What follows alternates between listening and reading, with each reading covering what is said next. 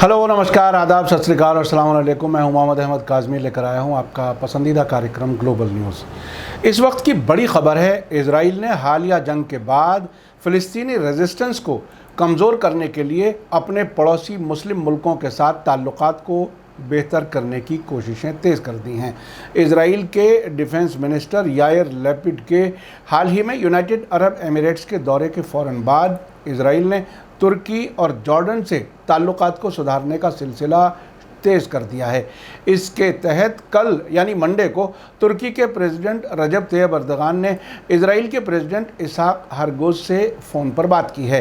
साथ ही इजराइल के prime minister Naftali Bennett ने जॉर्डन की राजधानी अम्मान में खुफिया तरीके से राजा अब्दुल्ला II से मुलाकात के बाद कल एक अहम बयान दिया है।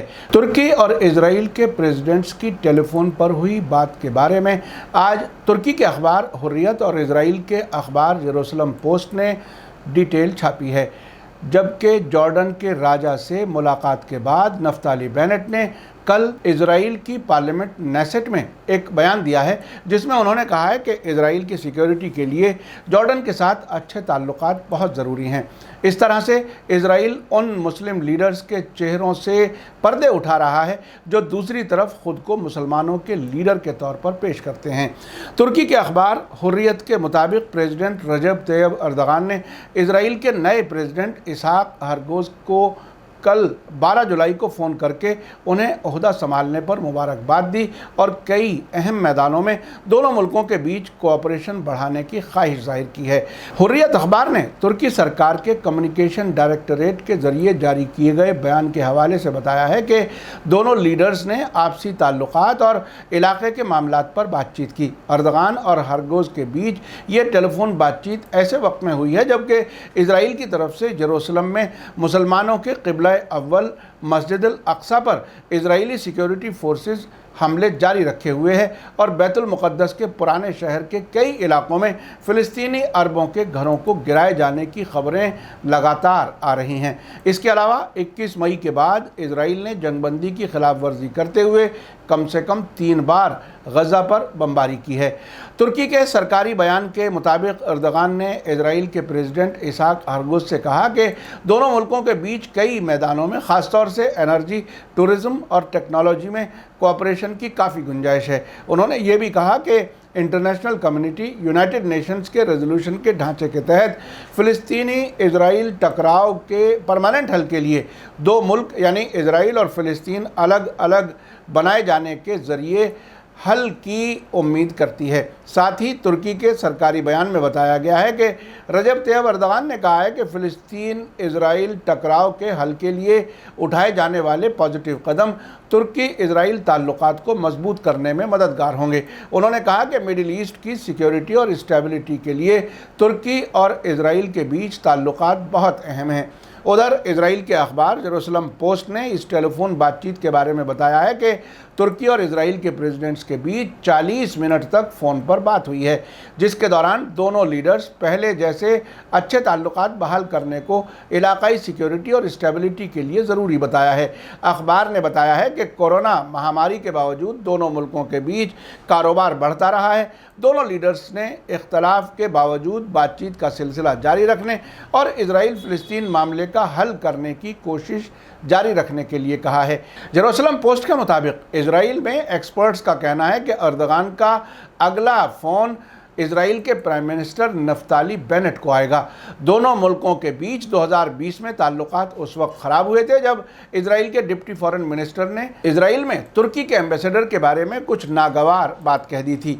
इसी बीच इजराइल के प्राइम मिनिस्टर नफ्ताली बेनेट ने अपनी जॉर्डन की राजधानी अम्मान में खुफिया तरीके से राजा अब्दुल्ला II से हालिया मुलाकात के बाद नेसेट में अपना बयान में कहा है कि इजराइल की सिक्योरिटी के लिए जॉर्डन से अच्छे ताल्लुकात काफ़ी अहम हैं।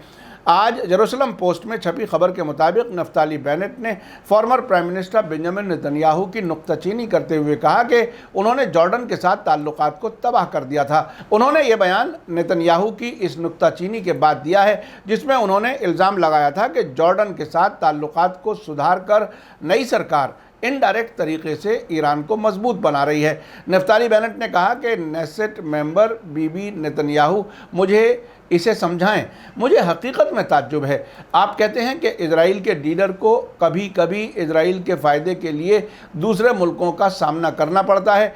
इजराइल का क्या फ़ायदा है जिसके लिए नेतन्याहू ने जॉर्डन के साथ हमारे ताल्लुकात को तबाह कर दिया। उन्होंने आगे कहा कि हम रिश्ते को ठीक कर रहे हैं।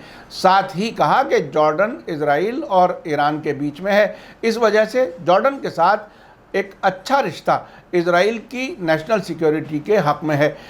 हमने आपको 9 जुलाई को खबर दी थी कि 6 जुलाई ट्यूसडे को इजराइल के प्राइम मिनिस्टर नफ्ताली बेनेट ने खुफिया तरीके से जॉर्डन की राजधानी अम्मान में किंग अब्दुल्ला II से मुलाकात की थी।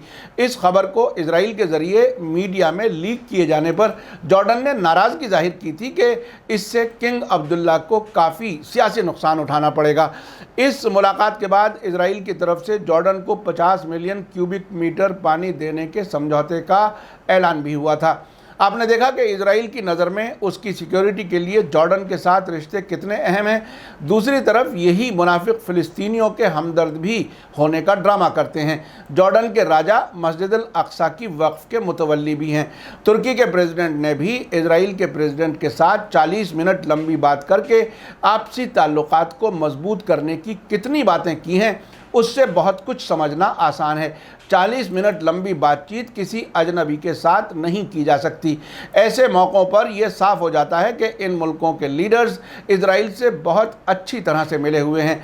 इजराइल और तुर्की के बीच 2020 से ज़ाहिरी इख्तलाफ के दौरान भी दोनों मुल्कों के डिप्लोमेटिक ताल्लुकात और कारोबार जारी रहे, वो इसका खुला सबूत है।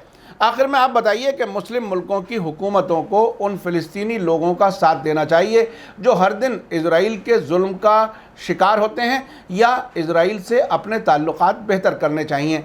आप अपनी राय कमेंट्स में लिख सकते हैं। आखिर में आपको याद दिला दूं कि अगर आपने अभी तक media star world YouTube channel subscribe नहीं किया है तो सब्सक्राइब कर लें और घंटी दबाना ना भूलें। और अगर आप हमें फेसबुक पर देख रहे हैं तो हमारे पेज को लाइक करें ताकि आपको हमारी हर एक नई वीडियो की खबर सही वक्त पर मिल सके। इसी के साथ मुझे दीजिए इजाज़त। आज का ग्लोबल न्यूज़ एपिसोड आपको कैसा लगा कमेंट्स में ज़रूर लिखें। थैंक यू, धन्यवाद, शुक्रिया। जय भारत, जय हिंद। मीडिया स्टार वर्ल्ड के और वीडियो देखने के लिए हमारे चैनल को सब्सक्राइब करें और सीधे नोटिफिकेशन पाने के लिए बेल आइकन दबाएं। और अगर हमारी खबर सच्ची और अच्छी लगे तो अपने व्हाट्सएप, इंस्टाग्राम, फेसबुक और ट्विटर अकाउंट पर ज़रूर शेयर करें।